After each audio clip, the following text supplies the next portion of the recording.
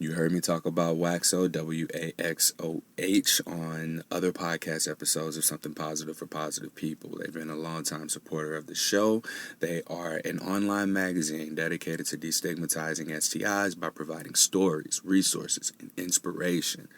Waxo is doing something special for Pride Month.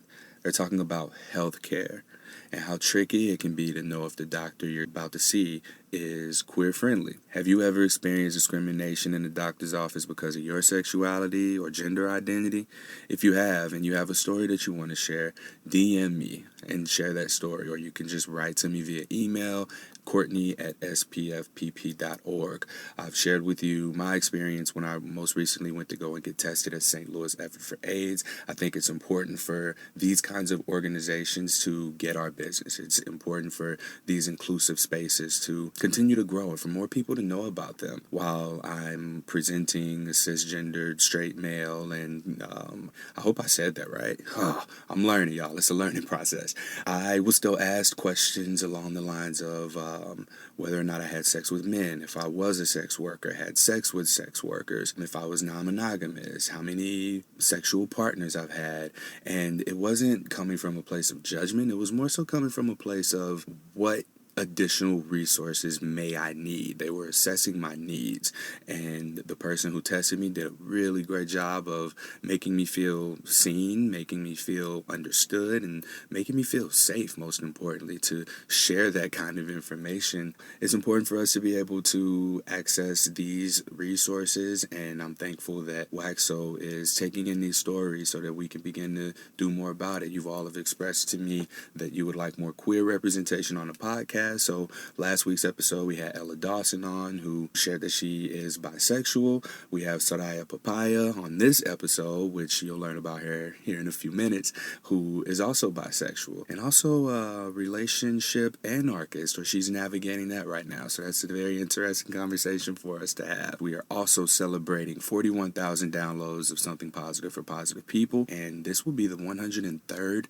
total podcast episode. So thank you all for your support. So while it's episode 87, there are a bunch of bonus episodes and part 2, part 1 episodes that are uploaded. So that brings our overall number to 103. So thank you everybody for your continued support. We're celebrating having raised $250 in the month of June alone. We're celebrating the 501c3 nonprofit status of Something Positive for Positive People. We're celebrating the website being uploaded and up to date and having almost all of the resources on there that I want. There are a couple of pages that I'm working on. I'm working on a directory, and there's so many things that we're celebrating. So the t-shirts, they're $25. If you want to buy one, you can go straight to the website, SPFPP.org, and you can just hit the donate button, and we will sort out the shipping situation. But you got to be local. We can't do international yet. That is a very obscene amount of money to spend on shipping.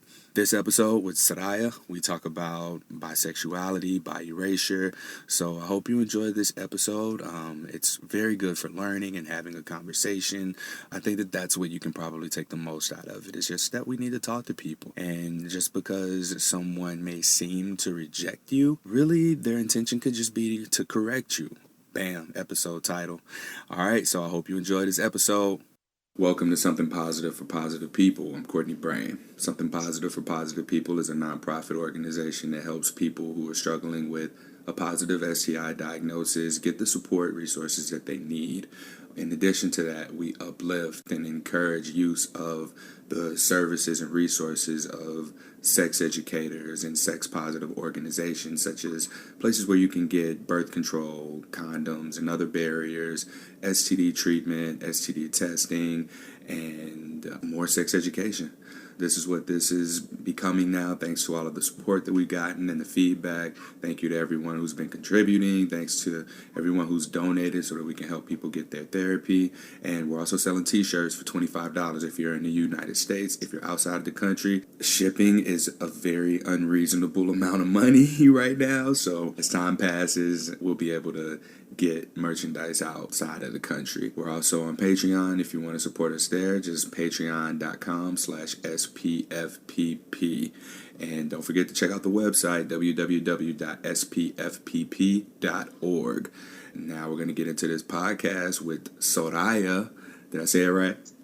Yes, you did. What's the name? Portugal? So I'm Portuguese. I was born in Portugal, and it's just I'm used to folks kind of Americanizing it because a lot of folks can't roll their R's, so that's fine. But I started realizing, no, I like to be able to recognize my name when it's said, so should I.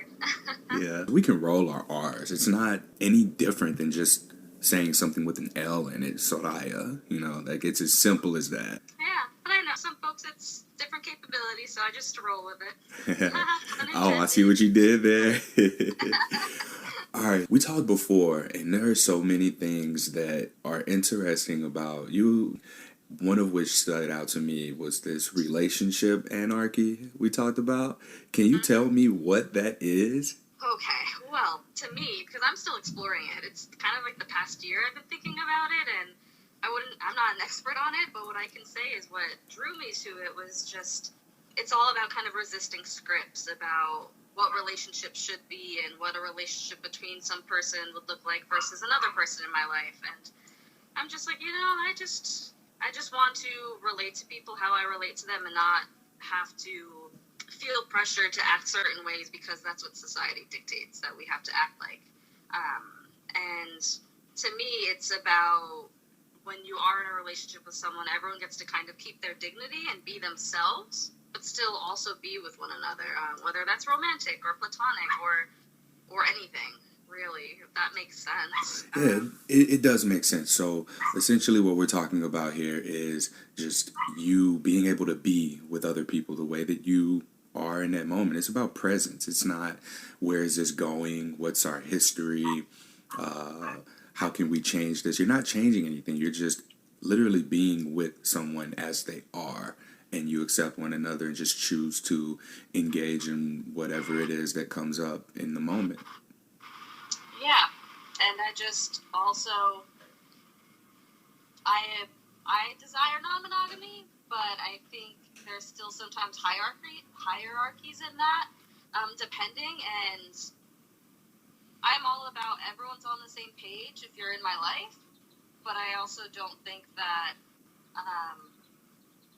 one person I guess should be entitled to all of me versus another person, or I just want to be, like you said, present and with folks the best way that I can be. I love people. Like I'm just like, hey, I love you, and they're like, you say that to your friends, you say this to this, you say this to that. I'm like, why not? It's crazy the resistance that we put up naturally to I love you because we attach all of these expectations to what it means when someone says I love you. So like if you're to say I love you to me, I may withdraw and be like, oh my God, this means I now have to make sure that I do whatever scripts it is that you've been taught in the past about what it means to be loved by someone. So if I want to continue to get that love, then I have to now act a certain way. I have to act with a script that we probably haven't even discussed. I'm just going off of what my past experiences are and what I think it is that you want. So when I say I love you to someone who may not be used to hearing it, sometimes I'll explain it in a way that's like, what I mean by that is I see you. I see you the way that you want to be seen. I see you the way that you're showing up, the way that you want the rest of the world to see you, the way you are, like as is, without having to put up any barriers or any kind of resistance. I just want you to be, and I love you because I see that in you. Yeah, there's not these expectations, and like you bring me joy, and I love sharing my life with you in however way that is. So why can't it just be? But it's scary. Some folks hear it and they're like, oh shit, they think of those past, and everyone. That's completely natural. Everyone's going to bring your own experience into every interaction that you have with someone. That's why that communication piece is so important. And I love it. I love to talk. And I think sometimes people are like, hey, like this is too much communication for this casual setting. I don't get it. Yeah. And it's just our programming, things that we've been taught. We feel that we have to act in a certain manner with strangers. Like you have to earn the right and ability to be able to have a long-term conversation with me, or being able to get to that space where we break through these shells and barriers that we put up around ourselves, our identities almost, just so that we can connect. It shouldn't be that way. Like we're all connected, we all should be able to, or willing at least, to see people for who they are and get to know one another on that level. So I think that it's more fun when people see you and when you see people. Like, that's what life's all about. Life's about fun. Life's about you can be who you are. Just you get to be authentic. You let folks in, and they do. They see you. They accept you. They're just like, yeah, I'm here for you. I'm here with you. Yeah. That's what life to me is all about. That's true. We spend so much of our lives collecting this stuff. We have experiences, we learn lessons, and it just kind of sticks to us.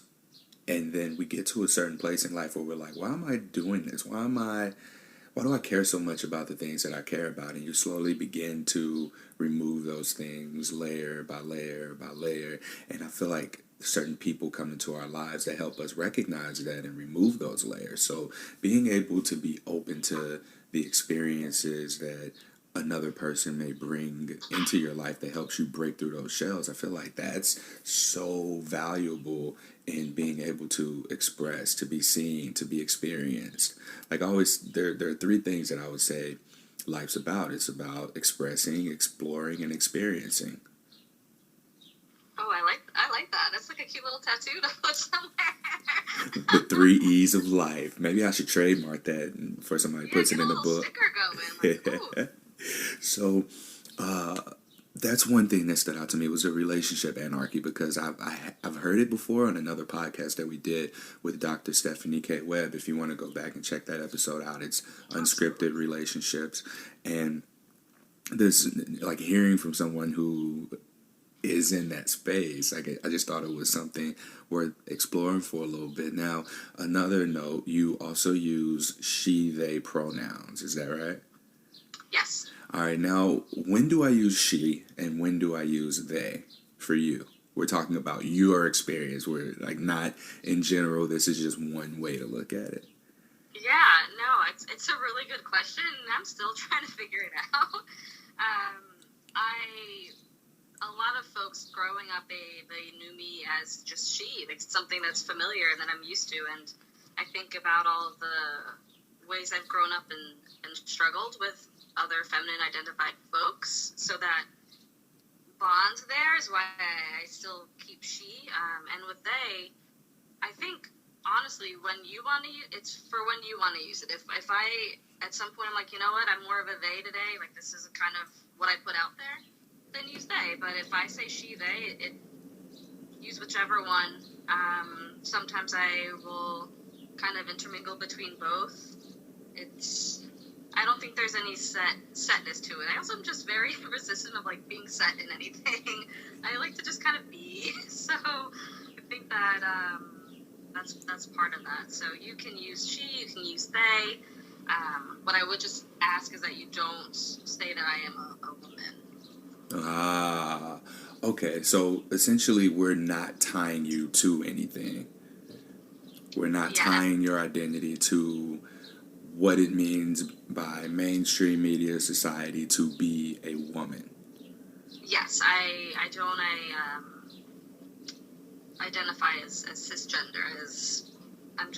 I'm still figuring it out, so I can't offer too much more than that. Okay, and that's okay. I had class this weekend and got to actually, like, publicly share in my group of folks, just like, hey, I'm dealing with this, and it was really great to just be there and be able to be authentic and kind of voice that.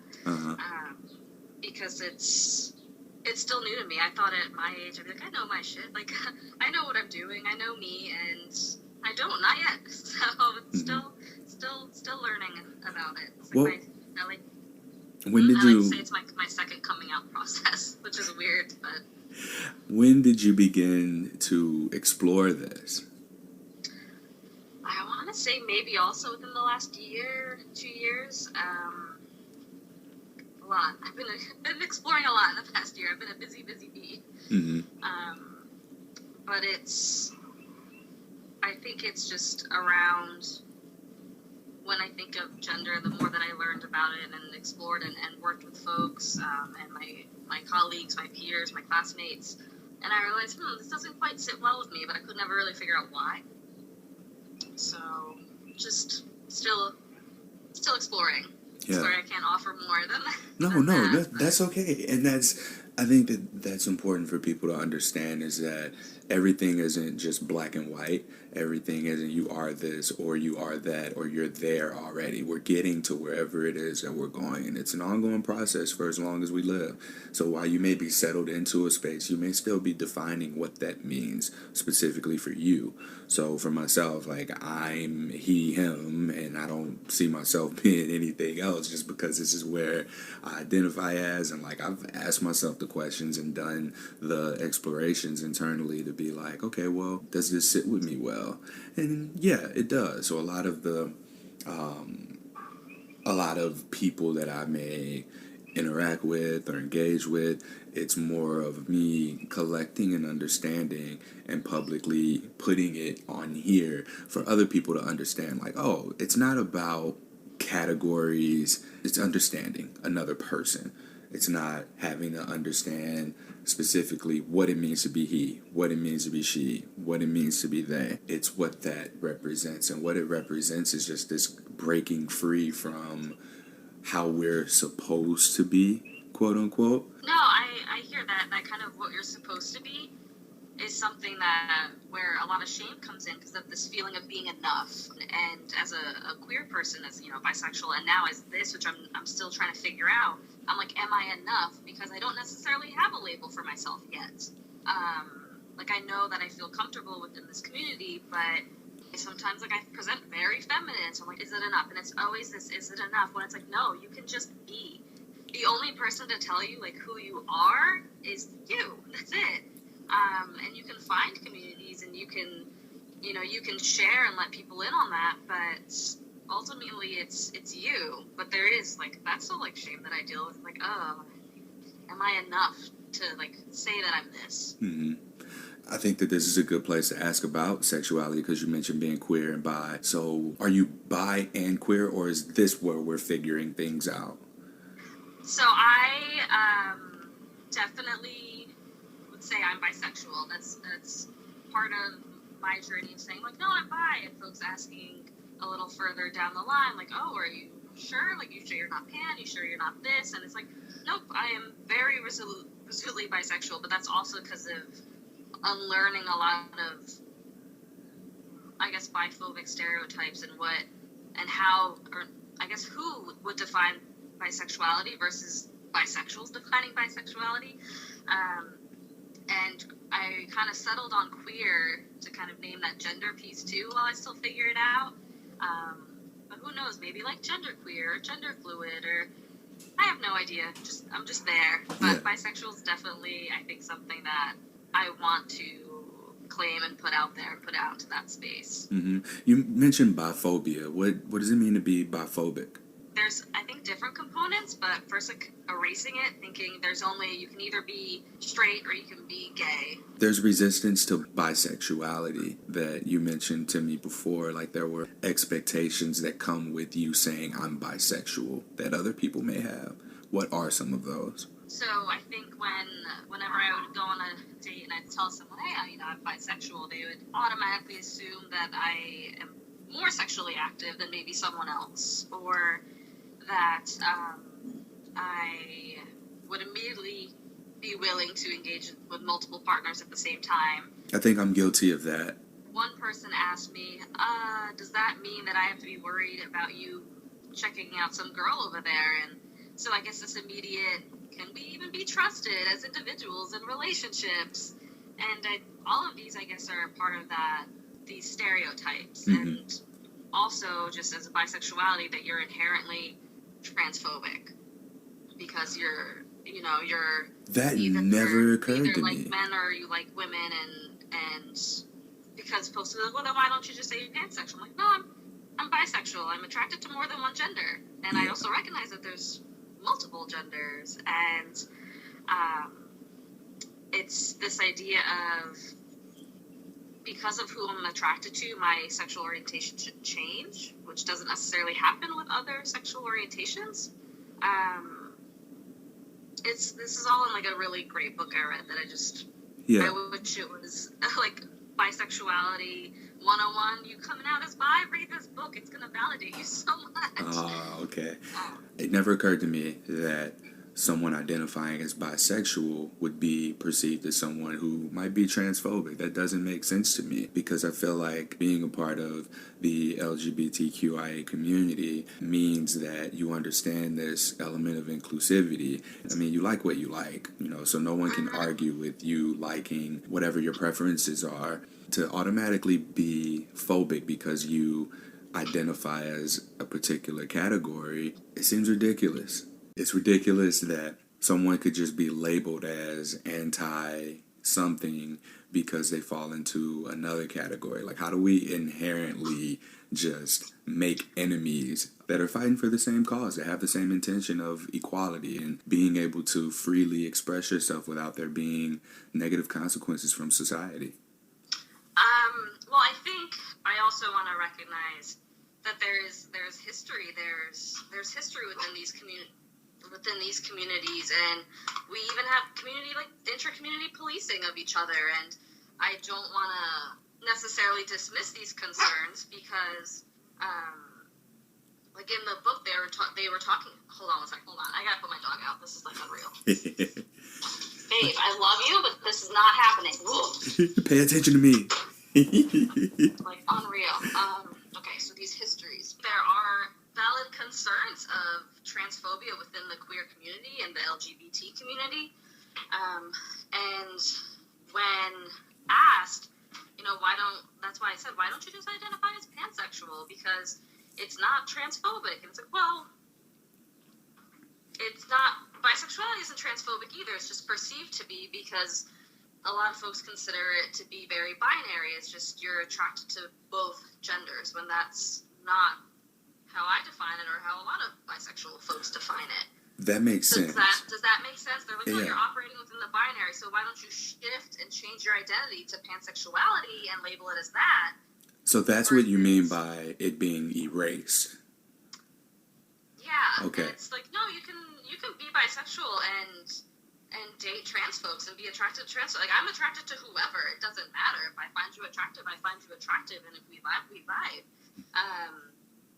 But I feel very comfortable still calling myself bisexual because my bisexuality recognizes all genders. It's part of that I'm attracted to more than one gender, while if you're going back to, like, if you're gay or if you're straight, you're attracted to only one gender.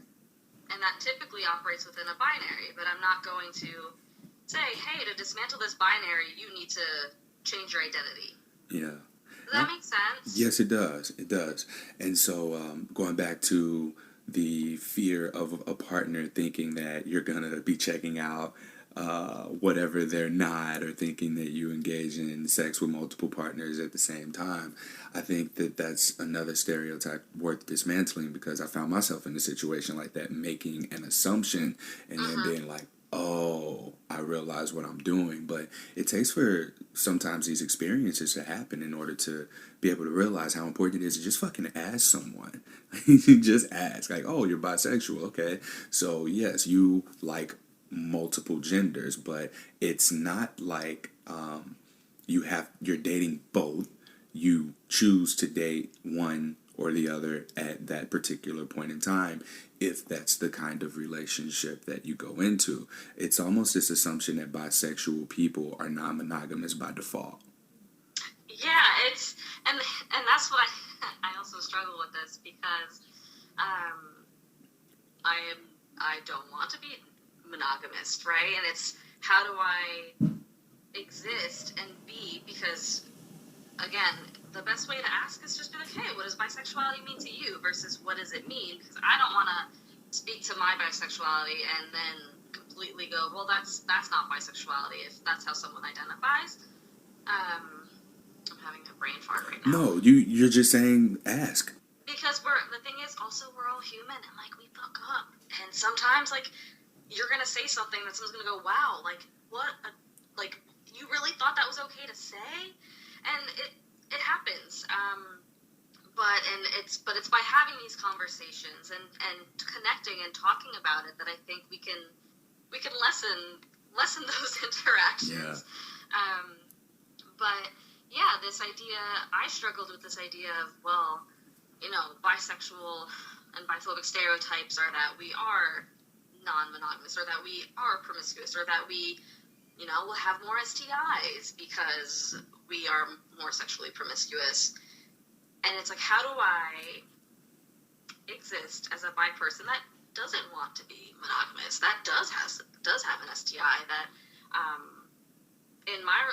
with this desire for relationship anarchy, like, I wouldn't just date one person. Maybe I would date a few different folks. Who knows? And it falls into these stereotypes. So there's this like icky feeling about that. But at the same time, it's like, hey, that's on other people to do that work, not me. Mm-hmm. The word promiscuity, essentially all it is just the freedom of expression via your sexuality. And there's sexuality in everything that we do, like whatever that energy is that we take into our workplace, our relationships, friendships, whatever. There's an element of that that's being brought into it. What's the word for not expressing sexuality? There's no anti-promiscuity. Prude, I guess? I don't know. But it goes back to this dichotomy, this typical binary of just like, let folks be versus there needs to be an either or.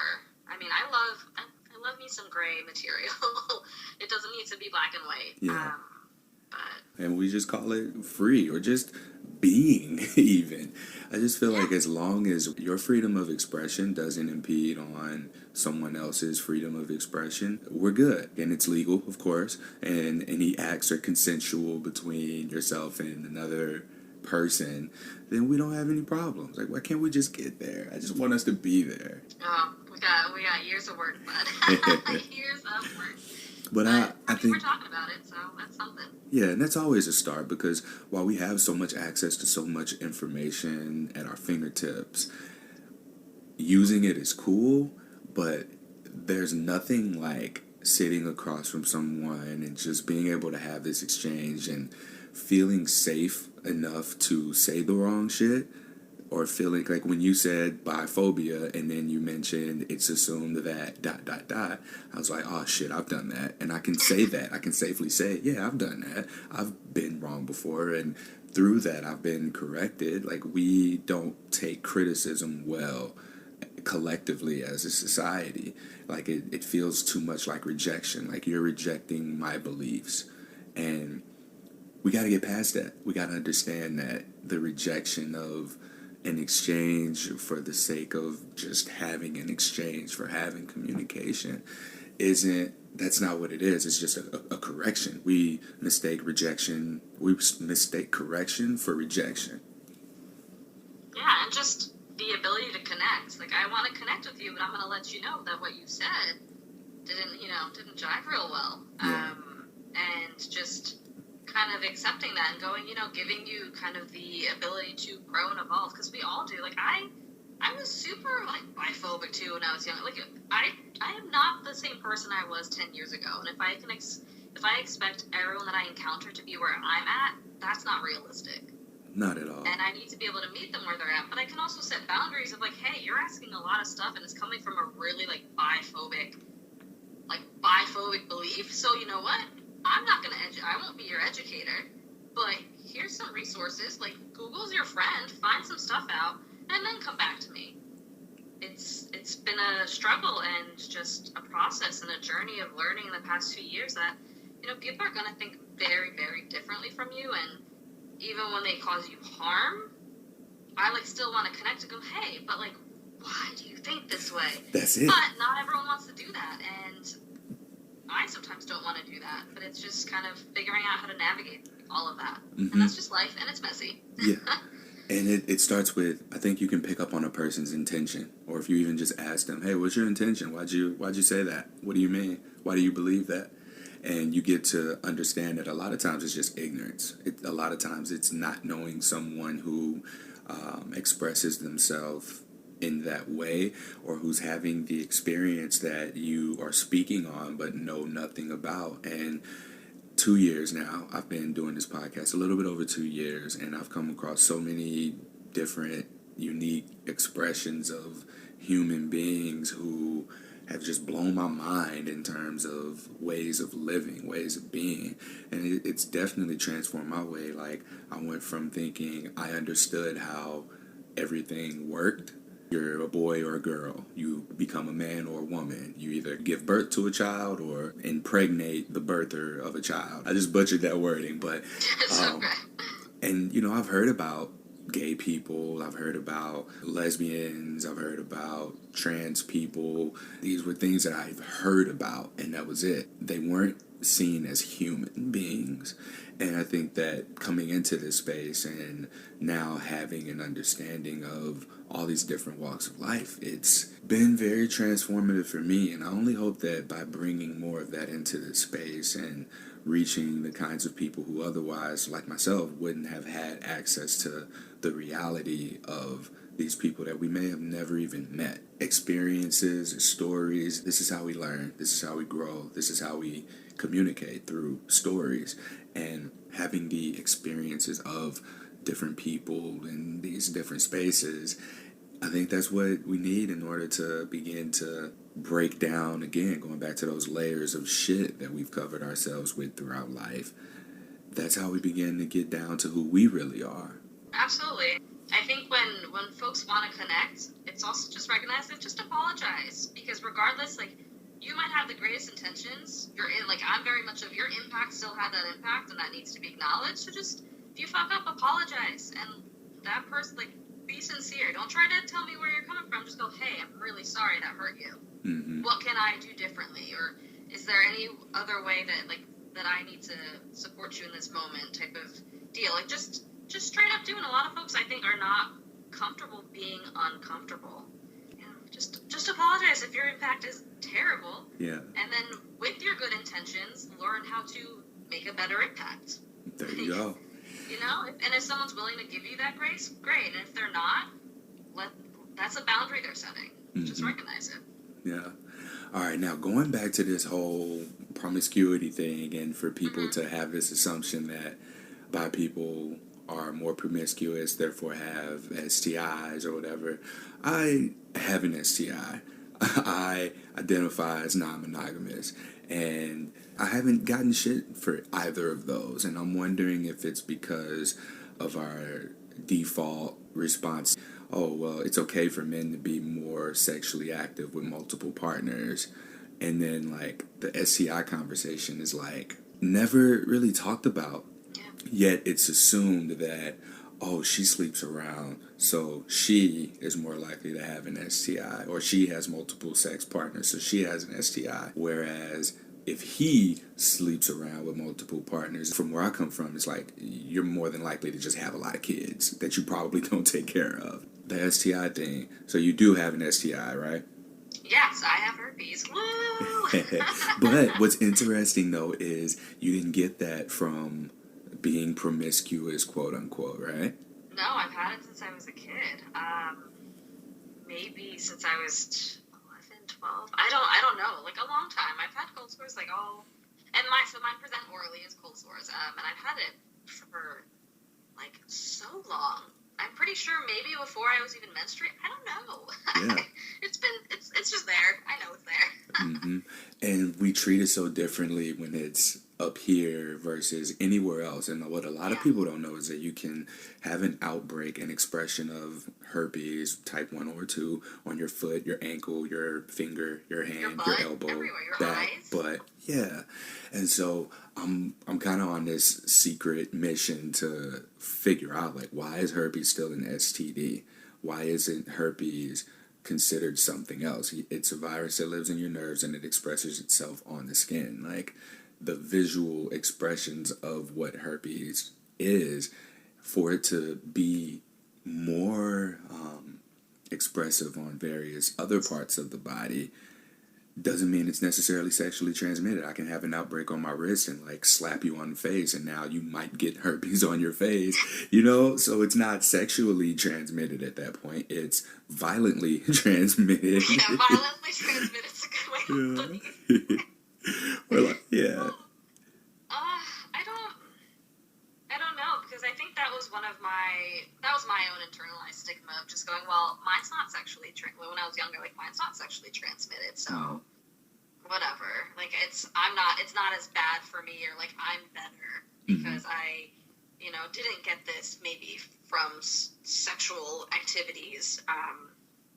But it's like, no, it doesn't make you any better. It doesn't. It just is. Like, you have something, someone else has something, and that's what it is. It is a virus. Like, if we were to normalize it, we all, like, people get stuff all the time. You can catch a cold. Like, I can pass on my cold if I make out with somebody, right? But that's not sexually transmitted. Like, you're not going to start labeling the flu as sexually transmitted. That would be wild. Right. So, yeah, that's part of that stigma. Anything with that sexual piece is stigmatized. How do you normalize that? The cold sores are normal. Type 1 herpes, because it's primarily oral, and I get frustrated when people don't say that. HSV1 is primarily oral but can be passed on genitally. HSV2 is primarily genitally but can be passed on orally. So when people are like, oh yeah, I got genital herpes, or I got HSV2, which is genital herpes, like, there's this common misconception in language use that causes confusion at some point. It causes chaos, because now people think, oh, because I have HSV2, I only have it genitally, or because I have HSV1, I only have it orally, and it's very confusing. It's misinformation. It's what it is. Like, if we don't have comprehensive sexuality education, and then we have folks that say that they know these things and then are spouting off incorrect information. You have doctors that don't even have correct information. So it's like, hey, medical schools, hire legitimate, well-versed sexuality educators to train your future doctors. It's so simple of a solution. You got to question why it's not being implemented. We have plenty of resources, plenty of well-qualified, well-versed sex educators who are in the space of, like, just Instagram and social media, who can do so much more if they're allowed into these schools, universities, to talk about even just consent and beginning to have people understand the anatomy and talk about sex from a pleasure perspective. So you got to question, like, why are you not doing this? Like, are you against sexual liberation? Are you against education? Are you pro-ignorance? Pro-ignorance, I like that. I think there's also this connotation around ignorance of it's coming from a place of bigotry versus sometimes ignorance is just not, that's what it is, it's not knowing. Yeah. So when someone's like, I'm not ignorant, I'm like, yes you are. I'm not saying you're a terrible person, but I'm saying you have no idea what the hell you're talking about. Yeah. That's what ignorance is. That's it. Yeah. Soraia, you've left us with everything that I wanted to cover. And we recorded this before, and you had all these notes and stuff, and we covered everything. You didn't even need the notes, see? Yeah, I also learned in the class that I just took that, like, you're gonna fuck things up, so don't worry. Like, you have something good that you can always offer. It doesn't have to always be great, but and I had a classmate tell me on Friday when we were doing a teach back after, like, they just turned to me and were like, yeah, I just looked at you and I could bask in the sunshine of your chill, and it was just the most beautiful thing I think anyone's ever said to me. Where I'm like, I'm glad you think I feel real chill right now. But that's where I'm at, and I think as someone that is an emerging educator and wants to just share and connect experiences, like, I can even say myself, I'm gonna fuck things up too, and I'm coming from a place of a lot of knowledge because of my graduate degree right now that I'm finishing up. And I'm still going to not get things right all the time, and I'm just going to apologize, and I'm going to do better. And I still want folks to be able to connect with me about these things. So, yeah, I think that that's the most important value of having an inclusive space, for people to feel safe enough to come to you and say, hey, I don't feel included. And they know that that'll be well received. I think that that's important, and I thank you for providing a platform, for being as you are, for at least me to feel safe enough to do that. Like, if I feel underrepresented, I can be like, hey, Soraia, what about this, or what about that, you know, just to include that. So you can be found at Transformative Sexologist on Instagram if people want to connect with you there. I appreciate you so much for sharing your experience around the relationship anarchy, talking about some of your experiences with biphobia, talking about, just having gotten cold sores, HSV1 orally since a kid, and some of the challenges that you've had to face just around your sexuality to help the listeners of this podcast, because there has been a request for more queer representation, and I just thank you so much for volunteering your experience to this podcast and being a part of the Something Positive for Positive People community, Soraia. Yeah, well, thank you for having me. You know me, I love talking about this stuff. So queer folks, you want to follow me, go right on ahead. I will chat with all of you. I always think it's really important to have more queer content, and I'm just glad to be a part of something awesome. Should have said something positive. Oh, should I say something positive? No, you're good. We're done. Okay. I may not even edit this. I think this was perfect. All right. Well, are we done now? We're done. Okay. So Soraia can be found on Instagram at Transformative Sexologist if you want to connect. And if you can, please leave us a rating and a review on the podcast player. It means more now than it ever has before, because now we absolutely have to become more attractive to advertisers so that we can begin accepting any sponsors and taking the money to be for donations that is going to help people who are newly diagnosed or struggling with their diagnosis to be able to get the support they need. So this means access to support communities. It means access to a mental health professional or some sort of healing from sexual trauma, and then being able to get to uplift and expand those resources from sexual wellness organizations as well. So the biggest contribution you can do right now, if not giving money directly, is just to support the podcast. I can be found on Twitter, Tumblr, Reddit, Instagram at H on my chest, or you can just come straight to www.spfpp.org and connect with me there. Till next time, stay sex positive.